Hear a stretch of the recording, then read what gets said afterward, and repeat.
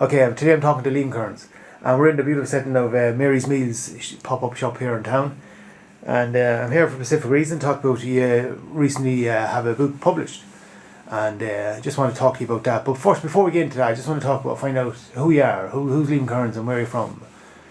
Well, come from County Roscommon, and I grew up on a farm. I'm very agricultural background, so I'm very kind of agricultural minded. I don't know what. And what were you farming? Was it dairy? Was it beef? It was vegetables. My father was vegetable farmer. Okay, well. So that was it. But had you a bit of college? Where did you go to school, or? I went to school.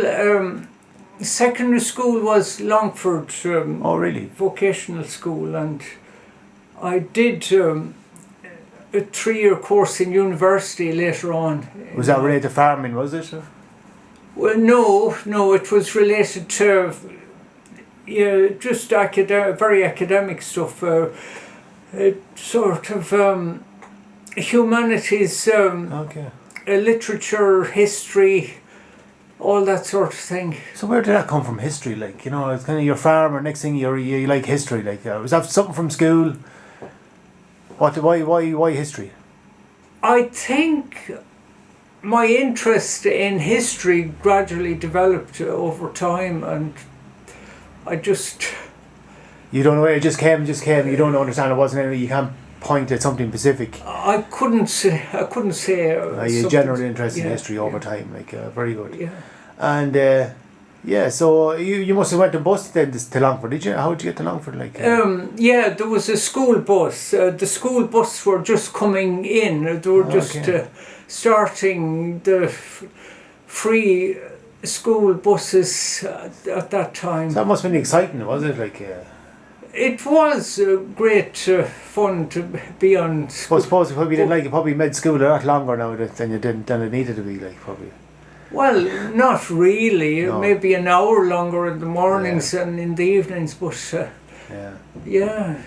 just an hour extra from school. Yes, an hour extra in and out in the mornings and evenings. That's. You worked many places. You worked in various places, jobs. I did a lot of manual labour. Mostly. Okay. Was that on farm or factories or just random? No, it would be like gardening and caretaking and. So you had that in with the farm. You had all that understanding of gardening. Well, that would have helped with the gardening, definitely. Yeah. Okay, and did you travel far? What was the furthest you went for that? I worked a lot in England. Did a lot of work in England. Yeah. All right. Okay. That was an interesting time, was it? It was interesting, and it kind of travel broadens the mind, and it's. And what part of England, if you don't mind me asking? In Manchester. Oh, right. Yeah. So you're red or blue now? Did you follow the football? No. No. Okay. No, I'm not sport. Focused at all. Okay, you're lucky now. I'm Man United from my sins, and we're going through an awful lot of stuff we won't get into now at home. Anyway, so you came back then. Were you there for a long time? Were you? I was 20 years. Oh, that's a lifetime. Okay. Or so, in the city or on the outskirts? Or? In the city. Oh, okay. Right in the middle. Yeah. All right. So that was an experience in itself. Oh yeah. Any fond memories or any particular interest? Well, I did university when I was in Manchester, and was, pretty hectic. Pretty hectic, yeah. Very good. Yeah. And now we'll get to your man of faith. And that's what we're talking about, your book, your man of faith. This is your little treasure now. This subject, is your. Yeah. Well, yeah. I mean, I had.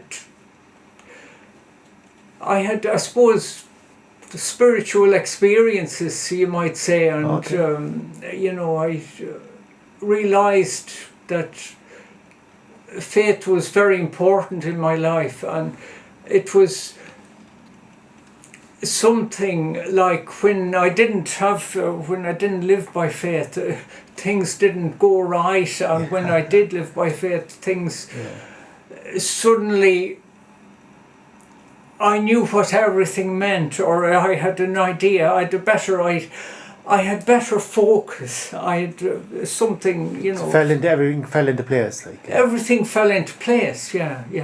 That was it. Okay. Yeah. So you always had you all the faith, and you just went away from it and you came back. I went away for a while. Yeah, went away for the. And why? That was during college years and all them years. You well, know. It was like before I went to abroad. Actually, it was like between.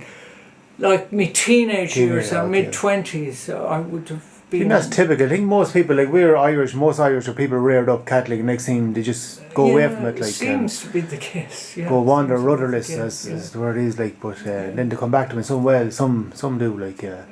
But and this book, like, this is almost like a reference book for many people that are interested to study, like, 20 centuries, isn't it? Like, of history and points. Yeah, well, it's the whole process of studying, like I had to do a lot of study and I had to do a lot of note taking. I did a lot of stuff on my own. I didn't go to any college or things to find out the history of the church. I just learned it all myself through books and so on. So, I mean, it was a voyage of discovery for me, and it deepened my faith, and my faith meant a lot more to me when I had the book. And how many years is this in the making now? Like, about 13 years. Oh wow! Yeah. So pure dedication, like, and. Again, as you said, there's nothing, you went through everything, you know, research-wise to make sure everything is 100% correct. Yeah, well, I did the best I could. Yeah. I couldn't swear on everything in the whole book. But. And, there's like on the papacy, there's different essays, you have a couple of essays, you have a few essays, and one is kind of on the different popes, all the popes.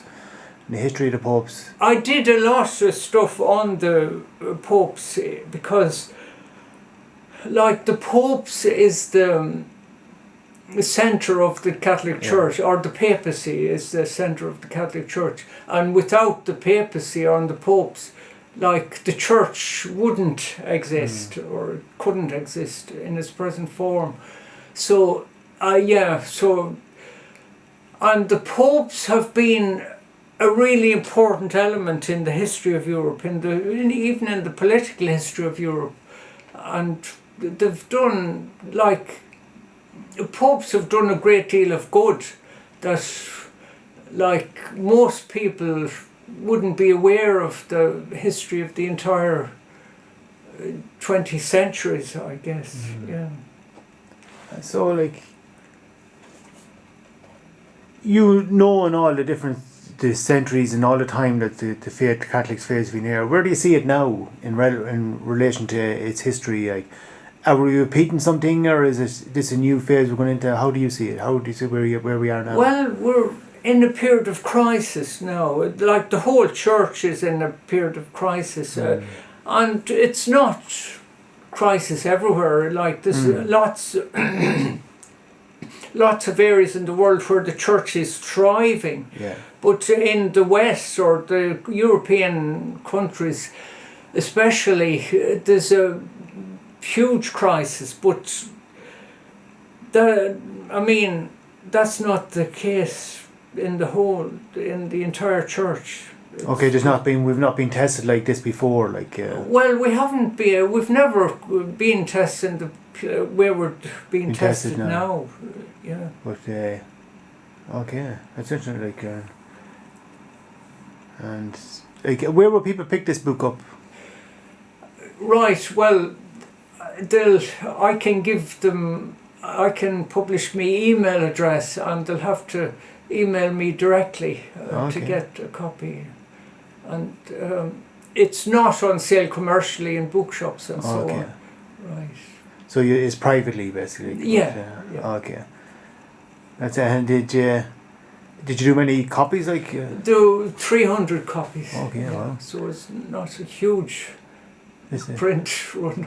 I know it's something that is like, this is your legacy. This is something you felt compelled to do anyway. You were passionate, something for your own passion. Like, and everybody has a passion. And fair play to you.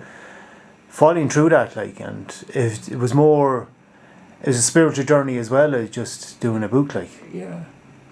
Well, it's something that I feel like I leave behind me when, when I move on, when I... And what do you hope now, somebody that hasn't faith, why are you thinking, like, without trying to force anything on them, how would you see, what would you like what you wanted the book respected, obviously, but like, why your hopes that people will get from this, like, the book? Right, well, when people read the entire history of the church, or the overall, or when they get an overview history of the church, they'll see that, like, the crisis we're in now, like, there's been huge crisis in the church before now, and what we're going through now is just, like, to be expected in a way. It's just part of modernity. It's just part of the age we live in. The growing secularism, isn't it? Yeah, like, the secularism, the kind of, because a lot of people have turned away from religion, but there could be a big revival. Yeah, there seems that's happening across the world. You can see that, like. Yeah, there is a revival. Like, I'm a man of faith as well, and to me, it's without doubt, it's 100% to have true faith in it. I know, but just like you said at the beginning there, like, without it, you were kind of lost, and you know what I mean, and it gave you that assurity, that sureness, and knowingness, and an understanding that, and life kind of, its path opened up, and you could see something. You understand you were on the right path when you were close to God, like. Yeah. Faith. Like. I mean, yeah. Like, it's impossible to explain in a sort of. It's very, God is very personal with everybody, isn't it? So, like, it's kind of, you just have a knowingness and understanding that you're being pushed along in the right way, like, as long as you have your eyes on God, like, and that faith, like. It's what happens with me is I have seem to have a continuing awareness of the presence of God, and like, I turn to Him for guidance in any kind of moment of crisis, and I mean that just means so much, because say a person didn't believe in anything, I mean, where are they going to turn to if they don't have great loving family and friends and everybody, if they're kind of on their own in the world. That's it. There's just nobody to turn to. No, I hear you, I understand as well, like, and it's just it's very hard to explain to people, but, like, I'm like you, I know, I have a knowingness and understanding and that awareness, but it's not something you can explain easily to somebody who doesn't believe or doesn't want to believe.